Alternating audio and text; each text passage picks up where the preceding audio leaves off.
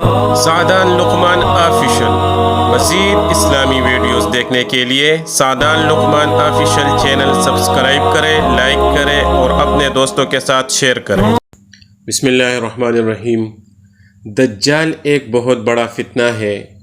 ہمارے نبی صلی اللہ علیہ وسلم کا فرمان ہے کہ حضرت نوح علیہ السلام اور ان کے بعد ہر نبی نے اپنی امت کو دجال کے فتنے سے ڈرایا ہے۔ تو یہ فتنہ آنے والا ہے اور بہت زیادہ خطرناک ہے۔ اس لیے حضرت سفینہ رضی اللہ تعالی عنہ فرماتے ہیں، ایک مرتبہ اللہ کے نبی صلی اللہ علیہ وسلم نے ہم میں بیان فرمایا اور ارشاد فرمایا، مجھ سے پہلے ہر نبی نے اپنی امت کو دجال سے ڈرایا ہے۔ اس کی بائیں آنکھ کانی ہے اور اس کی دائیں آنکھ میں ناک کی طرف والے گوشہ میں گوشت کا ایک موٹا سا ٹکڑا ہوگا جو آنکھ کی سیاہی پر چڑھا ہوا ہوگا۔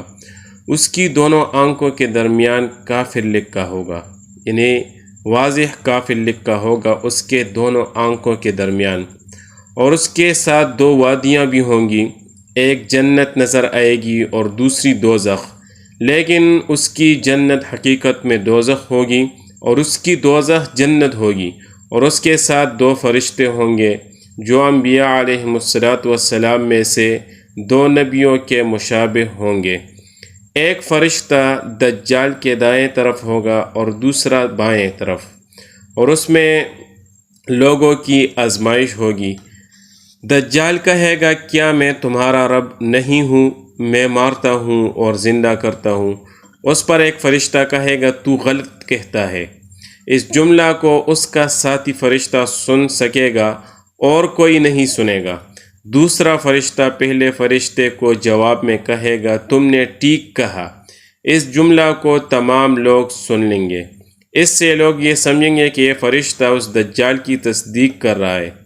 تو یہ ایک آزمائش کی بہت بڑی صورت ہوگی۔ پھر وہ دجال چلے گا اور چلتے چلتے مدینہ پہنچ جائے گا، لیکن اسے مدینہ کے اندر جانے کی اجازت نہیں ہوگی۔ پھر وہ کہے گا، یہ تو اس ہستی یعنی حضرت محمد صلی اللہ علیہ وسلم کی بستی ہے۔ پھر وہاں سے چل کر ملک شام پہنچے گا اور رفیق مقام کی گھاٹی کے پاس اللہ اسے ہلاک کریں گے۔